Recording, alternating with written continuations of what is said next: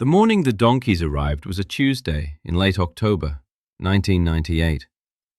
I remember the air had that sharp, clean edge to it, the kind that smells like rust and cold dirt and promises the first hard frost is no more than a week off.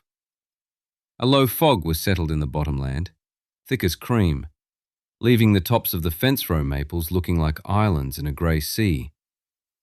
The truck that brought them was a tired-looking single-axle stock trailer, pulled by an even more tired-looking Ford, and the man driving it seemed relieved to be getting rid of his cargo, like he was delivering a burden he'd been carrying for too long. There were 18 of them, a motley collection of shapes and sizes and shades of dusty brown and grey. A few were old, their backs swayed and their ears notched from years of arguments I'd never know about. A few were young and gangly, all legs and curiosity. None of them were what you'd call prime stock. They were what was left at the end of a dispersal sale downstate, the animals nobody put in a serious bid for. I got the lot for $300 and the cost of hauling. 18 donkeys. By noon, the diner in town had a version of the story, and the version had grown. By then, I'd bought a whole herd of exotic zebras, or I was starting a petting zoo, or I'd finally lost my last marble after my wife passed 3 years prior. Small towns are good at narrative. They work a story over like a piece of riverstone, tumbling it until it's smooth and fits the shape of what they already believe. I was out by the south fence, checking the gate I'd fixed the day before, when Frank Crenshaw pulled up. Frank's truck was always clean. A new silver F250, not a speck of mud on it, even in October. He drove it like a man who was winning, who had things figured out. He idled there, the diesel making a low rumble that was the only sound for a moment, and looked out across the pasture I was turning them into. The south slope. 15 acres of the worst ground I owned. It wasn't poor soil, not exactly, but it was choked. 30 years of neglect had let the multiflora rose and the autumn olive take over, creating a tangled mess of thorns and scrub so thick you couldn't walk it, let alone graze it. It was a problem I put off dealing with because every solution I could think of cost more than the land was worth. Frank looked from the donkeys to the wall of brush and then to me. He didn't get out of the truck. He just rolled down the window, the electric motor making a soft, whirring sound. "Henry," he said, and it was a statement, not a question. "Frank," I said back. He hooked a thumb toward the donkeys, who were tentatively exploring their new territory, their long ears swiveling to catch every new sound. "Heard you were getting into some new kind of business. What are you doing with 18 lawn ornaments?" His tone was polite. Frank was never cruel, just certain.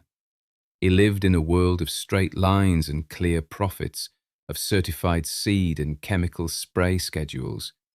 He saw a problem like my south slope, and he saw a clear, modern answer, an expensive one.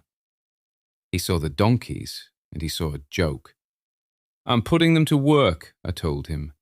He gave a short, unconvinced laugh. "Doing what? Holding the ground down." He looked at the scrub again and shook his head slowly, a little smile on his face. "Well, they'll have plenty to look at." He nodded once, the conversation over as far as he was concerned, and rolled his window back up. The silver truck pulled away, quiet and efficient, leaving me there with the smell of its exhaust and the gentle sound of the donkeys tearing at a patch of thistle near the gate. I didn't tell him what my grandfather had always said about thorns. I wasn't ready to. I didn't want to turn a piece of quiet family memory into an argument I couldn't yet win. And besides, I didn't know everything myself. I was working on a hunch, a faint echo of a lesson from 40 years ago. I didn't know yet what the donkeys knew about water. I just knew they paid attention, and my grandfather had always said that attention was the one tool that never wore out. The animals moved slowly into the brush, not with the panic of cattle in a new place, but with a kind of deliberate, thoughtful pace. They weren't grazers built to mow down fields of grass. They were browsers. And I was betting my $300 and a fair bit of my reputation that they were hungry for the very thing that made that piece of land worthless to everyone else. The mockery, such as it was, continued in its gentle, rural way. It wasn't mean-spirited, it was more a kind of communal head-shaking, a shared certainty that old Henry had finally taken a wrong turn. 2 days after the donkeys arrived, I got a call from the manager at the co-op. I'd ordered a dozen mineral blocks, the kind formulated for equines, heavy on the selenium. He was just calling to confirm, he said, his voice laced with a careful sort of concern. Just wanted to make sure that was right, Henry, he said. That's not the cattle formulation you usually get. I told him it was right. There was a pause on the line. I could hear the adding machine in the background, the murmur of other farmers at the counter. All right then, he said, drawing the words out. Just checking. He didn't ask what I needed them for. He didn't have to. The story was already on the wind. The most significant visitor, though, came the following week, a young man from the county extension office named Kevin. He couldn't have been more than 25, fresh out of agricultural college, and he carried that particular brand of confidence that comes from new textbooks and a world that fits neatly into data columns. He had a clipboard, and his shirt was a clean, crisp Carhartt, the kind that hadn't seen a real day's work yet. He said he'd been driving by and saw the new livestock and thought he'd stop in, see if I needed any advice on pasture management. He was polite, eager to be of service. He wanted to help me solve my problem.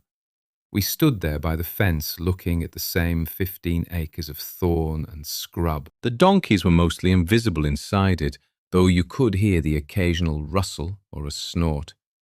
Kevin took out a soil map of my property, laminated and colour-coded. He pointed to the south slope. So this parcel here, he began, it's classified as a Class 3 soil. Decent drainage, but prone to erosion on this grade. What you've got is a classic case of invasive species encroachment. Multiflora rose mostly. Aggressive stuff. He talked for 10 minutes, and I let him. He had numbers and charts. He explained the optimal pH for growing fescue, the recommended pounds of nitrogen per acre. Then he got to the solution. What we'd recommend is a two-pronged approach, he said, tapping his pen on the clipboard. First, a foliar herbicide application, something glyphosate-based. We'd want to do that in the late fall after the first frost, but before the plants go fully dormant. Then, next spring, we come in with a heavy-duty brush hog on a tract machine. You can't get a tractor in there, and clear the dead canes. Then you lime, fertilize, and reseed. He had all the costs figured. The spraying would be about $900. The rental on the tract machine and operator would be another $1,200 or $1,300. All told, he said, his voice bright with the satisfaction of a problem solved, you're probably looking at about $2,200 to reclaim that patch, get it back to good grass. In 2 years, you could be running a half-dozen cow-calf pairs on it. He finally looked over at me, expecting me to be impressed, to be grateful. Or, I said, keeping my voice even, I could use the donkeys.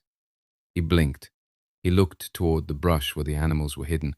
Well, yes, he said, shifting his weight. That's a novelty, a kind of biological control, I suppose. The word novelty hung in the air. It was the educated man's version of lawn ornament. The thing is, Henry, he continued, leaning in a little, as if sharing a professional secret, the data on that kind of thing is very inconsistent. They'll browse, sure, but they compact the soil. They won't eat the root crowns, so you'll get regrowth. And at the end of the day, what have you got? A bunch of donkeys. The conversation was over. He saw an inefficient, unpredictable, unquantifiable method, a sentimental folly. I saw something else. I thanked him for his time. He left me a glossy pamphlet on invasive species management. I used it later to help start the fire in my wood stove. His visit, more than Frank's jokes or the co-op's concern, was what solidified my resolve, because he was right from his point of view. His solution was fast, it was modern, and it was backed by data. But it was a solution that involved declaring war on the land. It was about poison and steel. My approach, if you could call it that, wasn't about fighting the land. It was about listening to it. And my reasons weren't rooted in a pamphlet, they were rooted in memory. I remember walking that same fence line as a boy, maybe 10 years old, with my grandfather. His name was also Henry.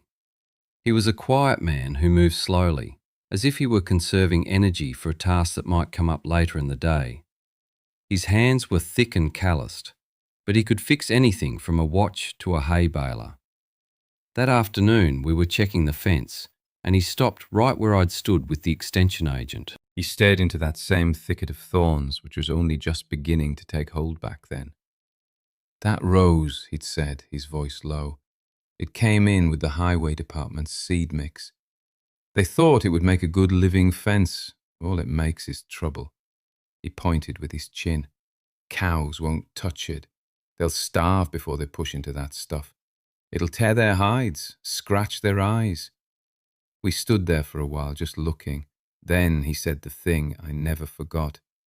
"Cows eat down," he said. "Sheep eat up.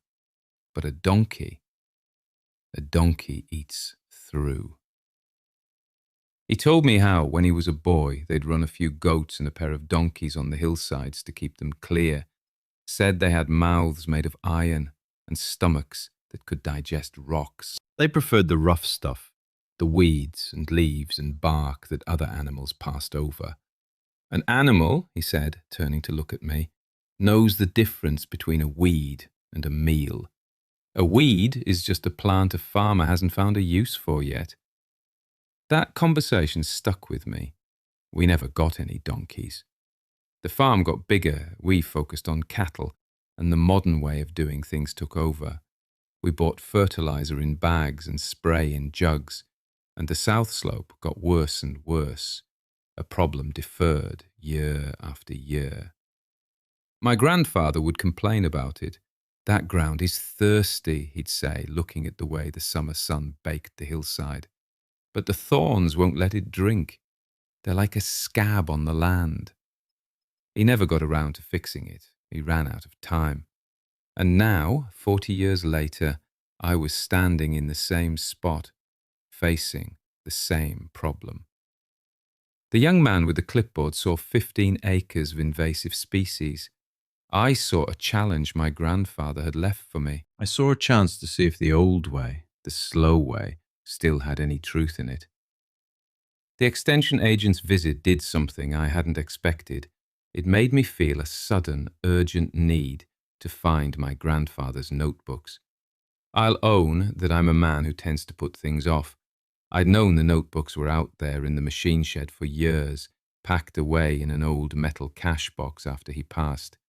I'd always meant to go through them, but life has a way of filling up the days. There's always a fence to fix, a calf to pull, a bill to pay.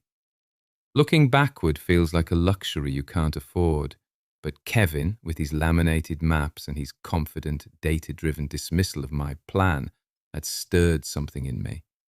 It was the feeling that I needed to ground my decision in something more solid than a 40-year-old memory. I needed to see my grandfather's own words. So that evening, after the chores were done and the sun had gone down, I went out to the machine shed. The air inside was cool and smelled of grease, old iron and damp earth. I turned on the single bare bulb that hung from a rafter, casting long shadows that made the tractors and implements look like sleeping beasts. The metal box was on a high shelf in the back corner, behind a stack of old seed sacks and a tangle of log chains. It was an old deed box, painted black, with his initials HL stenciled in faded white paint on the top. It was heavy. I carried it over to the workbench, wiped a thick layer of dust off with my sleeve, and pried open the rusty latches. The smell that came out was the smell of a life lived with careful attention. It was the scent of old paper, pencil lead, and the faint, unmistakable aroma of motor oil that had soaked into the pages over decades. Inside were 3 notebooks. They were small, black-covered ledgers with marbled edges, the kind you used to be able to buy at any hardware store for $1. Their corners were soft and rounded from riding the glove box of a pickup truck or a tractor for years. I picked up the one on top. The cover was worn smooth. I opened it.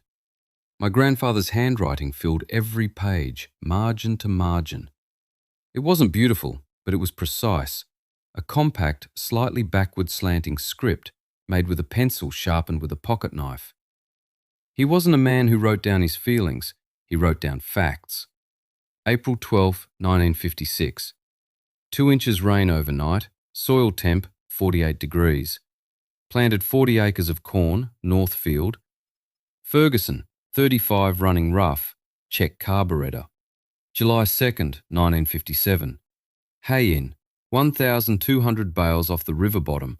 Good quality. Hot. Temperature 94 at noon. October 20th, 1961. First killing frost. Pulled the last of the tomatoes. The Alice Chalmers needs a new water pump. It was a record of a partnership with the land, a daily accounting of weather, work, and the small victories and failures that make up a farming life. I sat on an overturned bucket, the single bulb humming overhead, and I read for more than an hour. I was looking for a specific mention, a clue.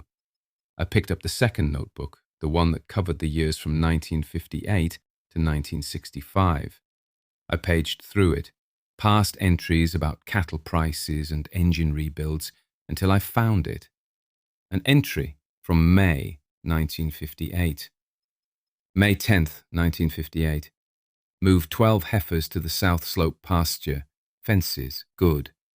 Then, a few weeks later, June 3rd, 1958, pulled heifers off the South Slope, too much thorn, hides scratched up, 2 with eye infections. That ground is more trouble than it's worth. That was it. That was the memory I had, the story he'd told me. But then I saw something else. At the bottom of the page, set apart from the main entry, was a small note. He had circled it in pencil, and the graphite had faded to a pale grey over the intervening 40 years, but it was still clear. It read, 15 acres, South Slope. Too much thorn for cows. Never ran. Water close.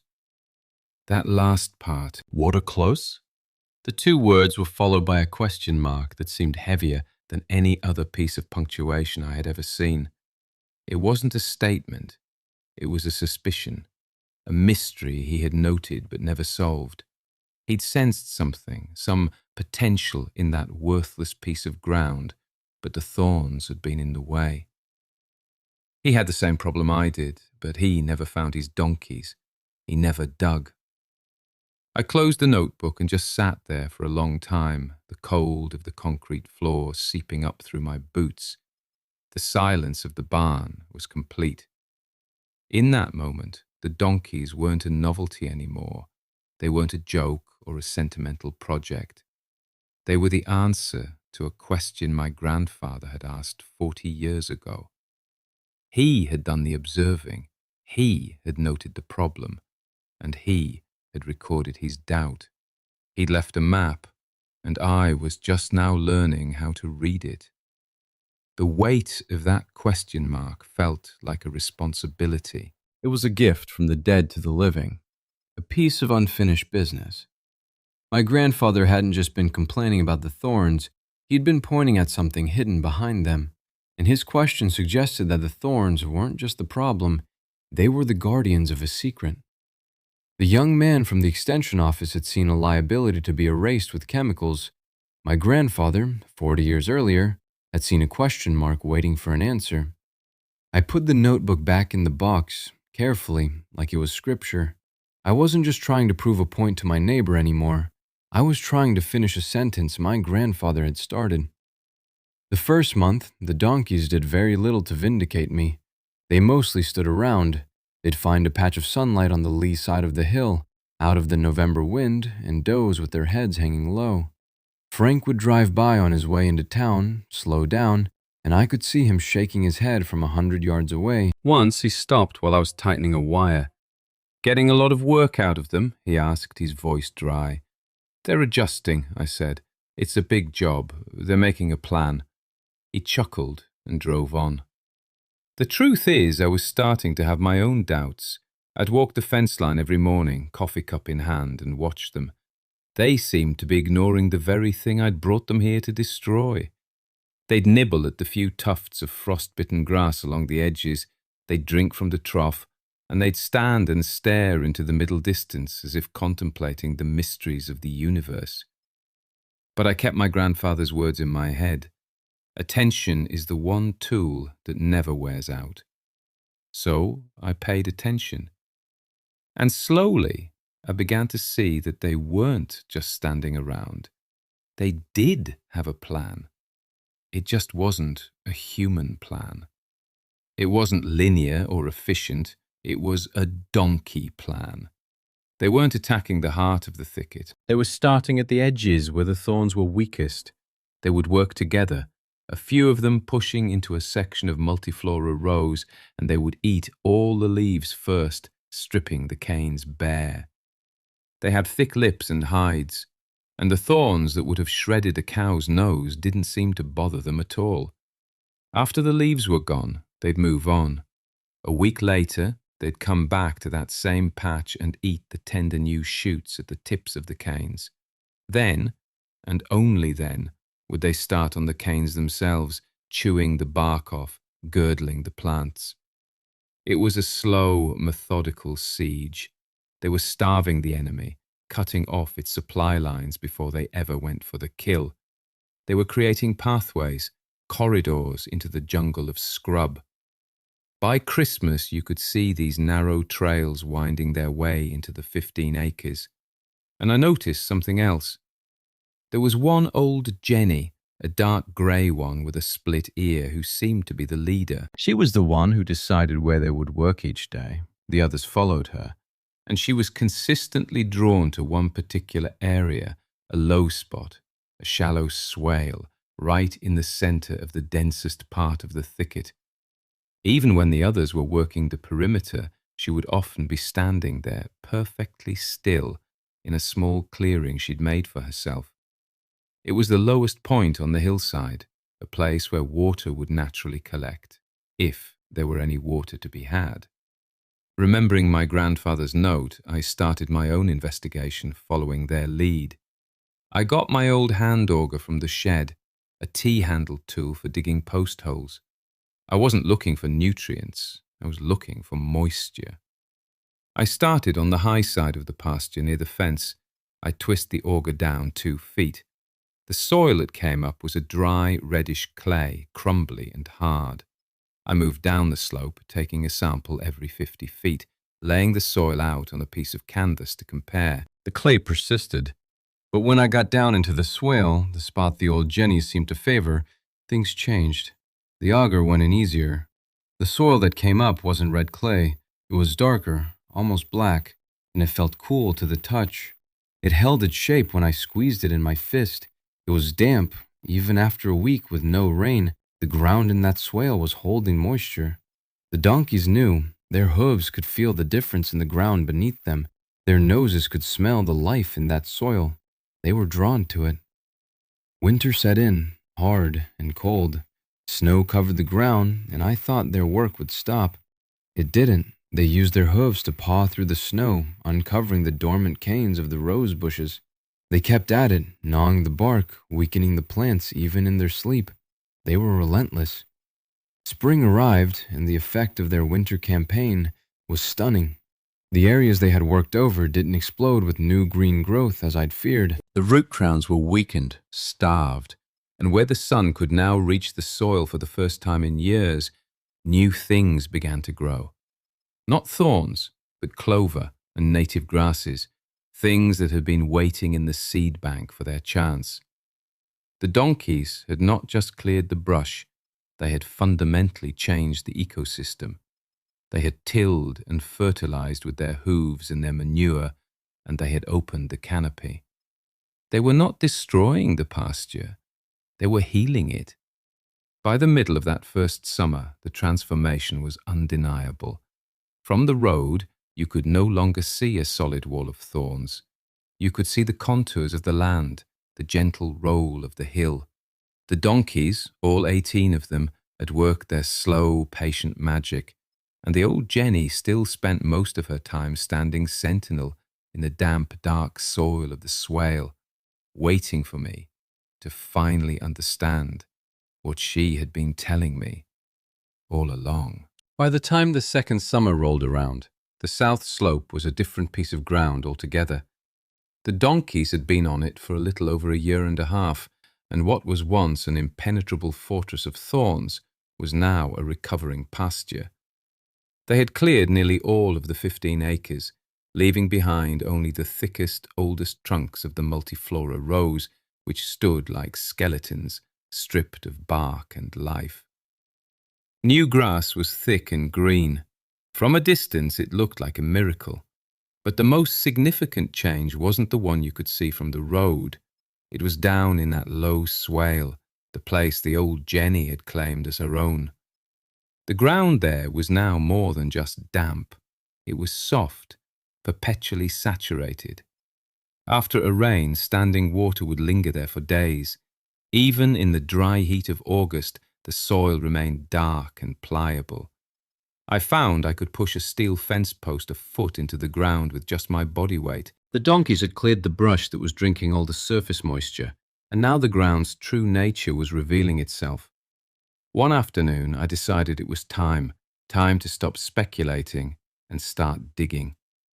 I took a spade and a shovel, walked down into the swale, and stood on the exact spot where the old Jenny spent her afternoons. The air was thick and heavy with the hum of insects. I pushed the spade into the black earth. It sank in easily with a satisfying wet sound. The first shovelful I turned over was beautiful soil, rich and dark as coffee grounds, teeming with earthworms. It was topsoil that had been building for decades under that protective cover of thorns. The second shovelful was wetter still, the soil clinging to the shovel in heavy clumps. On the third, my spade hit something hard with a dull thud. Water immediately began to seep into the shallow hole, clear and cold, pooling around the edges of whatever I had struck. My heart started beating a little faster. I switched to the wider shovel and began to clear the area around the obstruction. I dug carefully, scooping out the mud and water. What emerged was a layer of flat, gray stones, clearly not native to the hillside. They were field stones, but they had been deliberately placed, fitted together to form a rough, circular cap about 3 feet across. Someone, a long, long time ago, had been here before me. Someone had found this water and had taken the care to line it, to protect it. This wasn't just a seep, it was a spring, a capped spring. Over generations, the knowledge of it had been lost, the fence lines had moved, the pastures were repurposed, and the thorns had moved in. The spring became a secret the land kept to itself. The brush grew so thick over it, drinking its overflow, that eventually no one remembered it was there. The ground got thirsty, just as my grandfather had said, because the heart of its water supply had been choked off, smothered under that scab of thorns. I sat back on my heels, my hands covered in the cool mud, and I looked from the water welling up in the hole to the donkeys grazing peacefully on the hillside. They hadn't used a map or a divining rod. They hadn't analyzed soil samples. They had simply paid attention. They were drawn to the unique vegetation that grew in the perpetually damp soil around the forgotten springhead. They weren't looking for water. They were looking for the best food, and the best food grew where the water was. They had led me to it with nothing more than their quiet, persistent instinct. Water close? My grandfather's question, written in faded pencil 40 years earlier, echoed in my mind. It was more than close. It was right here. It had been here all along, waiting for someone to clear the way, to ask the right question. He had suspected, but he never ran. He never dug. I had run the donkeys, and now I had dug. I had found the answer. That single question mark had been a seed, and it had taken 4 decades and 18 stubborn animals to make it grow. The feeling that washed over me wasn't one of triumph, not exactly. It was a feeling of connection, of closing a circle. It was the deep, quiet satisfaction of a long conversation finally brought to its conclusion. The land had held a memory, and the donkeys, in their own slow time, had helped it speak. Now the real work could begin. Uncorking it, as I would later learn to call it, was one thing. Making it useful was another. Finding the spring was one thing, but understanding what I had found was another. I knew enough to know that I was out of my depth. This wasn't a matter of fixing a fence or changing the oil in a tractor. This was about geology and water pressure, things I only vaguely understood. I needed an expert. But I didn't want another young man with a clipboard and a laminated map. I needed a different kind of knowledge, the kind that comes from decades of standing on the ground and paying attention. I knew who to call. His name was Miller, and he was a semi-retired well driller who lived over in the next county. People said he was in his late 70s, maybe older. He had a reputation for finding water where geologists with fancy equipment had failed. Some folks said he used a willow branch, like in the old stories. Others said he just knew how to read the land. They said he listened to the ground. I called him. He had a gruff, quiet voice on the phone. I explained what I'd found. A capped spring on a hillside, uncovered by donkeys. There was a long silence on the other end of the line. I thought maybe he'd hung up. Then he just said, "I'll be there Thursday morning." He arrived not in a big drilling rig, but in an old rust-coloured pickup truck that looked like it had been working hard its whole life. Miller was a small, wiry man with skin like tanned leather and pale blue eyes that seemed to notice everything. He didn't waste time on pleasantries. I walked him down to the swale. The hole I'd dug was now a small muddy pond, about 6 feet across, the water clear and still. He knelt down at the edge of it without a word. He looked at the flat stones I'd uncovered. He dipped a hand into the water, brought it to his lips, and tasted it. He crumbled the dark soil between his fingers. He stood up and walked a slow circle around the pool, his eyes scanning the ground, the slope of the hill, the type of weeds that were growing at the edges of the cleared area. He was reading a language I didn't know. Then he went back to his truck and came back with 2 L-shaped brass rods. They were simple things, just bent pieces of metal. He held them loosely in his fists, parallel to the ground, and began to walk again. He walked away from the spring up the hill. The rods stayed parallel. He walked back down past the spring and toward the bottom of the pasture. About 20 yards below the pool, the rods swung inward and crossed. He stopped, backed up, and they swung apart. He walked forward again and they crossed in the exact same spot. He wasn't doing it. You could see his hands were loose. It was something in the ground, some energy or magnetic field I couldn't perceive. He spent the next hour like that, walking a grid pattern across the swale, mapping the edges of whatever he was sensing. He never looked at me. He was completely absorbed in his conversation with the land. The donkeys grazing nearby watched him with a calm, unsurprised curiosity, as if they were merely observing one of their own at work. Finally, he came back and stood over the pool of water I had dug. He lowered the brass rods. He just stood there, looking down at the water for what must have been a full minute. The only sounds were the buzz of a horsefly and the gentle tearing of grass as the donkeys ate. I didn't rush him. I knew he was thinking, processing everything he had read from the ground. Then he looked up at me. His pale blue eyes were clear. He said one word. Substantial. The word landed with the weight of a granite block. It was validation delivered without fanfare. "This isn't just a hillside seep," he said, his voice low and certain. "This is a true artesian spring. The source is deep. It's being fed by the limestone shelf that runs under this whole part of the county." He explained that the cap of stones was probably put there more than 100 years ago, by the original homesteaders. They knew what they had, but over time, the roots from the brush and the accumulation of silt had choked it off, reducing the flow to almost nothing. The pressure had dissipated.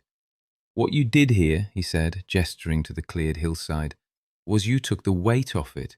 All those thorns were drinking it dry before it ever had a chance to breathe." He looked over at the donkeys who were watching us. "You uncorked it," he said. "Or, I suppose, they did." The vindication was quiet, but absolute. Miller helped me plan it out. We hired a man with a small backhoe to come in and properly excavate the springhead, digging down 10 feet through the black earth until we hit solid rock. We set a modern concrete cistern and ran a 2-inch pipe out of it, using gravity to feed a series of new troughs in 3 different pastures. The flow was steady and strong, even in the driest part of the summer. It was more water than I could have hoped for. The young man from the extension office had told me it would cost $2,200 to reclaim the pasture, a cost that would, maybe, pay for itself in a few years. My 18 donkeys had cost $300 and a year's worth of mineral blocks, and they hadn't just given me back 15 acres of grazing land. They had given me a permanent, reliable, free source of water. They had solved a problem I'd been fighting for 20 years with expensive county water and miles of plastic pipe. They had increased the value of my farm in a way no amount of chemical spray ever could. The numbers were clear. The old way, the patient way, had won. A few months passed. It was fall again, a full 2 years after the donkeys had first arrived. The pipeline was in, the new troughs were full, and the south slope was green and lush, almost unrecognizable.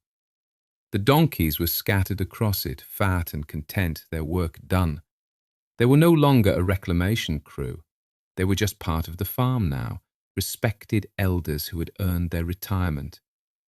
One afternoon, I saw Frank Crenshaw's silver truck slow down on the road. He pulled over onto the shoulder, right where he had stopped to mock me 2 years before. I was walking the fence line, just as I had been then. He didn't get out. He just sat there for a long time, the engine idling. He looked at the cleared hillside. He looked at the donkeys. He looked at the new bright blue water trough near the fence where a few of my cows were drinking, having been let into the new pasture for the first time. He finally rolled down his window. I walked over. "Frank," I said. "Henry," he answered. His eyes were on the trough. "That's new." "Spring-fed," I said.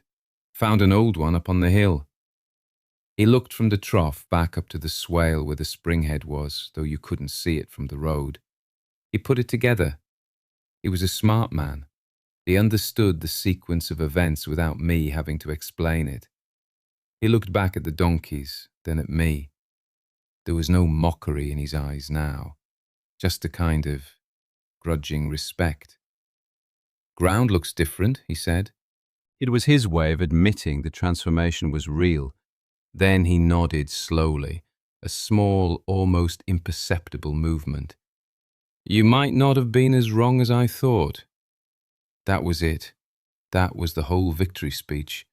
He didn't ask for details. He didn't congratulate me. He just offered that small, understated concession, the highest form of praise a man like Frank could give. It was more satisfying than any "I told you so" could ever be. He nodded once more. "Looks good, Henry," he said. Then he rolled up his window and drove on, his clean truck disappearing down the road. I stood there by the fence for a while after he left, watching the animals. The cows and the donkeys grazed peacefully together, sharing the pasture and the clean, cold water. I thought about my grandfather's question mark, that faint pencil circle in an old notebook. It was a small thing, an almost forgotten doubt, but it had held more power than all the certainty of the modern world. The young man with the clipboard had been sure of his answer. Frank had been sure of his judgment. They had looked at that piece of ground and seen a simple problem that required a simple, forceful solution. But my grandfather had seen a question. He had been humble enough to admit he didn't know. to wonder what the land was hiding. Patience, I realized, isn't just about waiting. It's about listening. It's about trusting that there are older, slower systems at work than the ones we can invent. The modern solution is always about speed and force, chemicals to kill, steel to clear. But the old solution was about attention. It was about finding the right tool for the job. And sometimes that tool is not a machine, but a living thing with its own ancient wisdom. The aphorism my grandfather taught me came back to me, clear as the spring water in the trough. An animal knows the difference between a weed and a meal. They see value where we only see nuisance. And I had learned a new one the land itself had taught me. Thirsty ground always remembers where the water was. It holds the memory of what it once had, waiting for a chance to be whole again. Every farm, every piece of ground has a place like my South Slope, a problem patch, a forgotten corner, a piece of land someone gave up on, a place that's waiting, not for a load of chemicals or a bigger machine, but for a little bit of patience and a different way of seeing. It's waiting for someone to trust an old story, or an old animal, or a question mark left in a notebook by someone long gone. If you've got your own piece of thorny ground, your own stubborn patch that everyone else has written off, I'd like to hear about it in the comments. Let me know what secrets you found by paying attention. Subscribe if this meant something to you. Thanks for listening.